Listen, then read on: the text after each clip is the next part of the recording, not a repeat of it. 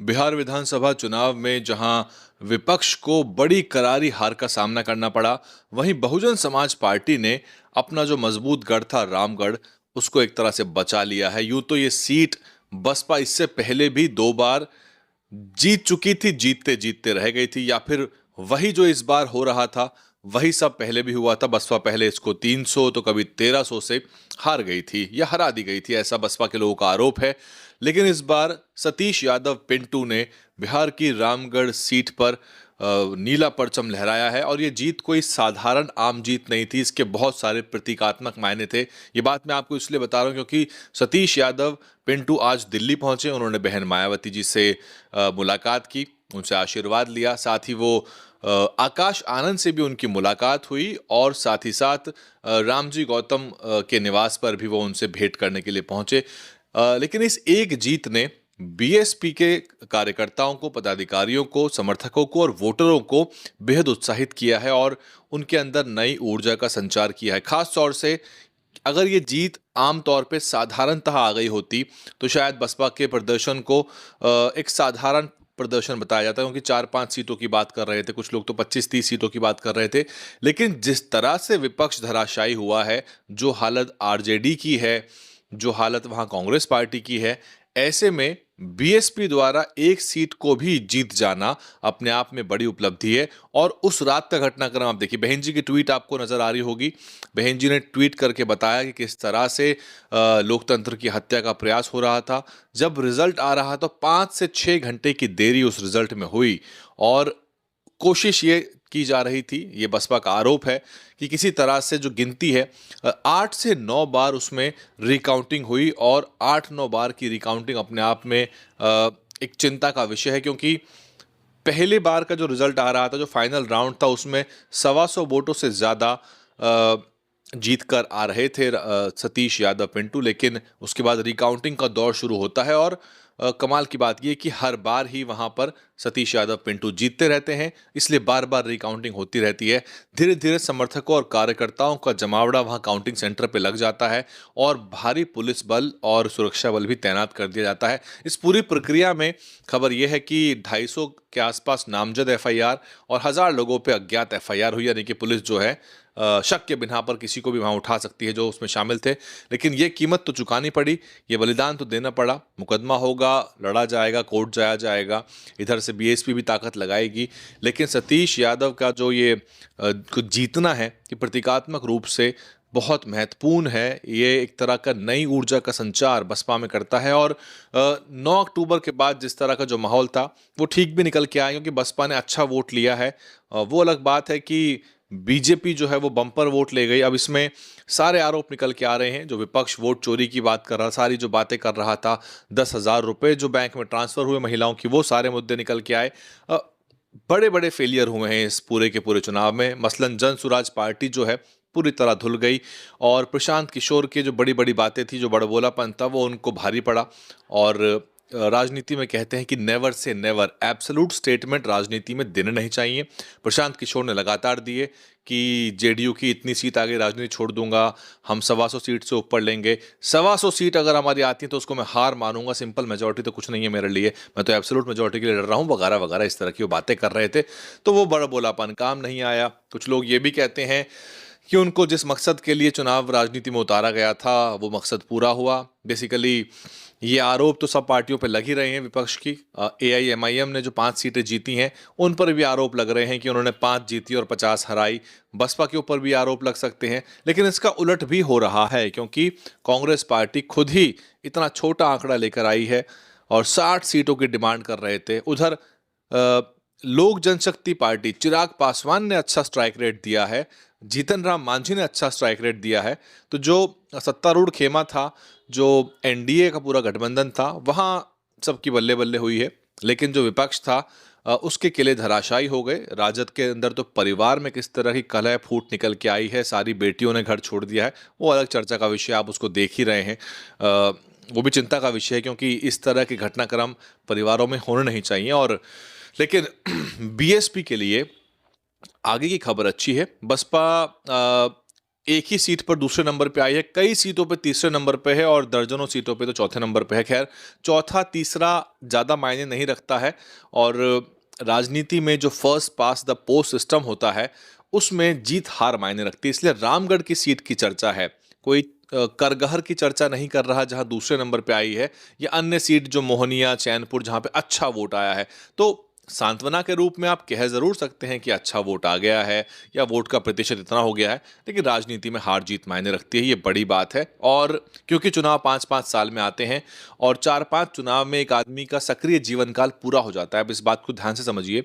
इसीलिए चुनावों में अच्छा परिणाम लाना जरूरी है, क्योंकि जो कार्यकर्ता समर्थक पार्टी से जुड़े हैं उनका भी एक लाइफ साइकिल होता है, और जैसे ही वो लाइफ साइकिल चेंज होता रहता है, लोगों के प्रायोरिटीज, उनकी उनकी जो समस्याएं हैं वो बदलती रहती हैं, और उसी हिसाब से समर्थक जो है पार्टी के साथ जुड़ता घटता रहता है। एक युवा जो बेपरवाह अपनी नौकरी की तैयारी कर रहा है वो पार्टी का समर्थक हो सकता है, लेकिन एक आदमी जो अपने जीवन में संघर्ष कर रहा है, जो 40-45-50 की उम्र पार कर चुका है, उसकी प्रायोरिटीज अलग भी होंगी। बावजूद इन सब चीज़ों के बड़ा एक समर्थक समूह बसपा के पास मौजूद है। वो ऑर्गेनाइज नहीं है, वो सिस्टमैटिक नहीं है, वो किसी से डायरेक्शंस नहीं लेता, वो खुद ही सेल्फ ऑर्गेनाइज तरीके से कभी कभी काम करता है। और सोशल मीडिया पर इस मुद्दे को लगातार उठाया गया। कम से कम 3-4 घंटा बसपा के सारे सोशल मीडिया के योद्धाओं ने, जो लोग बसपा को समर्थन करते हैं, या जो बहुजन वैचारिकी की जो मीडिया है उसमें बहुत कम नाम है, मैं आपको बता दूं। क्योंकि कमाल की बात यह रही कि जब बसपा के साथ ये सब घटित हो रहा था, जो लिबरल मीडिया है, जो गोदी मीडिया का ऑल्टरनेट बन के निकल के आता है, जो अपने आप को और सबसे ज़्यादा व्यूअरशिप भी लेता है, हमारे समाज के लोग जो हैं, या अम्बेडकरवादी तबका जो है, या जो बहुजन राजनीति सामाजिक वैचारिकी को फॉलो करते हैं, वो लोग भी उनके सामने ही नतमस्तक होते हैं, उन्हीं को अपना आइकन हीरो मानते हैं। और यहाँ पूरी बहुजन मीडिया को उनसे दोयम समझा जाता है, जबकि लगातार जो मुद्दे हैं वो बहुजन मीडिया के एक्टिव लोग उठाते हैं। अलग अलग राजनीतिक विचारधारा हो सकती हैं, कुछ लोग बसपा के समर्थन में होंगे, नहीं होंगे, लेकिन जब बात जातीय अत्याचार उत्पीड़न की आती है तो बहुजन मीडिया उस पर काम करती है। वो अलग बात है कि बसपा को बहुत सारा बहुजन मीडिया भी इग्नोर करता है। और जो ये लिबरल ऑल्टरनेट मीडिया है, कुछ 4-5 नाम है टीवी से निकले वो पत्रकार, जो टीवी से निकल के बाहर भी अपना इकोसिस्टम बनाए हुए हैं, अपना जाति का इकोसिस्टम बनाए हुए हैं। वो अपनी जाति के लोगों को पत्रकार रखते हैं, उनके सब स्टाफ में भी वही लोग हैं, और उनको जातीय अत्याचार के मुद्दे नजर नहीं आते। उनको जब सतीश यादव पिंटू के साथ जब वहाँ उनको हराने के प्रयास हो रहे थे और उनको सर्टिफिकेट नहीं मिल रहा था, तब इस मीडिया ने भी इस मुद्दों को नहीं उठाया। कुछ लोगों ने बाद में पोस्ट वोस्ट की होगी, वो अलग बात है। पप्पू यादव की तारीफ, क्योंकि पप्पू यादव ने ट्वीट करा और रामजी गौतम ने तब ट्वीट किया तो बाकी लोगों को पता लगा। हम लोगों ने भी इस मुद्दे को लगातार उठाया, और बसपा के जो सक्रिय, जो एक्चुअल, जो राजनीतिक रूप से सक्रिय कार्यकर्ता समर्थक मौजूद हैं, उन्होंने इस मुद्दे को उठाया। तो ये आज की मीटिंग, और मीटिंगों का दौर लगातार जारी है। 6 दिसंबर को भी बहन जी कुछ योजनाएं हैं, प्लान है, उस पर चर्चा करेंगे। और यदि आप चाहते हैं कि रिजल्ट पे चर्चा की जाए, फर्स्ट सेकंड थर्ड कौन सी रही, तो उस पर भी चर्चा हो सकती है। बहरहाल 2027 उत्तर प्रदेश के लिए बसपा के पास समय कम बचा है, और बसपा को काफी कमर कसनी होगी। नए नए समीकरण निकलने की संभावना हो रही है। मसलन एआईएमआईएम ने जो ताकत दिखाई है, और आप देखिएगा जो प्रेस कॉन्फ्रेंस वगैरह हुई है, या सतीश यादव जहां बैठे हुए हैं, वहां एआईएमआईएम का भी झंडा एक लगा हुआ बसपा के बैनर के सामने दिखा है। और एआईएमआईएम ने भी कई सीटों पर बसपा को सार्वजनिक समर्थन भी दिया, और लग रहा है कि कोई एक सामंजस्य की राजनीति जरूर वहां पे हुई है। ऐसे में बीएसपी को उत्तर प्रदेश को लेके भी एक इस तरह का बड़ा ग्रुप तैयार करना चाहिए, एक लाइक माइंडेड पार्टीज का। हालांकि गठबंधन कैसे होगा, क्या होगा, ये तो बहुत दूर की बातें हैं, लेकिन लोग इस बात को समझ रहे हैं कि बसपा की ताकत बड़ी है। अगर बसपा के अलावा कोई और पार्टी रामगढ़ से चुनाव लड़ रही होती और वहां ये रिकाउंटिंग का दौर चल रहा होता, और उनके पास जमीन पे इस तरह के समर्थक और सोशल मीडिया के योद्धा ना मौजूद होते, तो ये रामगढ़ की सीट हाथ से निकल गई थी। इस सीट को छीना गया है, इस सीट को एक तरह से हथियाया गया है। और बाबा साहब ने तो कहा था कि जो अधिकार है वो मांगने से, गिड़गिड़ाने से नहीं, बल्कि छीनने से मिलते हैं, और इसीलिए बकरी का शिकार होता है, शेर का नहीं। बहरहाल आज के इस मीटिंग पे आप क्या कुछ समझते हैं? बिहार चुनाव को आप कैसे देखते हैं? क्योंकि ये बसपा का चुनाव था नहीं वैसे, लेकिन लेकिन एक बोलचाल की भाषा होती है कि बसपा किंग मेकर बनेगी, नेताओं को बोलना ही होता है, बसपा के लोग भी बोल रहे थे। लेकिन वास्तविकता यही थी कि मैं भी कहता था कि 2 से 5 सीट बहुत अच्छा, आप मेरा विश्लेषण सुनेंगे तो 2 से 5 सीट को मैं बहुत अच्छा मान रहा था कि 5% वोट और 5 सीट आ जाए, लेकिन वो इस बार संभव नहीं रहा। जिस तरह से एक तरफा परिणाम आया है, ऐसे में बसपा का जो परिणाम आया है उसको आप काफ़ी अच्छा मानिए, क्योंकि आरजेडी खेमे में क्या हुआ है और यूपीए खेम पूरे का पूरा महागठबंधन खेमे में क्या हुआ है ये आपने देखा ही होगा। ऐसे में बसपा ने एक सीट जो बचाई है अपनी, ये काबिल तारीफ। बस एक ही चुनौती है और ये चुनौती है कि सतीश यादव पिंटू जो हैं वो 5 साल बसपा में बरकरार रहें, मुद्दों की राजनीति करें और अपने क्षेत्र में और बिहार में भी अन्य मुद्दों पर वो सक्रिय रहें। कई राज्यों में बसपा ने अपने टिकट पर विधायक जिताए हैं, वो टिके नहीं हैं। राजस्थान के हालिया चुनाव को देखिए, जसवंत गुर्जर जिनको जिताया था, जो आखिरी समय में शामिल होते हैं वो फिर टिकते नहीं हैं। लेकिन सतीश यादव पिंटू आखिरी समय में शामिल हुए, बसपा के नेता नहीं हैं, वो कई चुनाव बसपा के टिकट पर लड़ चुके हैं, तो ऐसी उम्मीद उनसे नहीं है। और नए विधायकों को उमाशंकर सिंह से भी सीखना चाहिए, जो कि अपने वादों को, अपनी कमिटमेंट को निभा रहे हैं, बसपा के साथ हैं। हालांकि वो इतने सक्षम हैं कि उन्हें कतई फर्क नहीं पड़ता, वो आज बसपा से अलग भी हो जाएंगे तो उनके एक पर्सनैलिटी पे, उनके राजनीति पे ज़्यादा फर्क नहीं पड़ेगा, वो अपने आप में बहुत लोकप्रिय हैं। लेकिन एक सम्मान है बहन जी का, जिस वजह से वो लगातार बहन जी के साथ संपर्क में रहते हैं और बहन जी भी उनका उतना ही सम्मान करती हैं।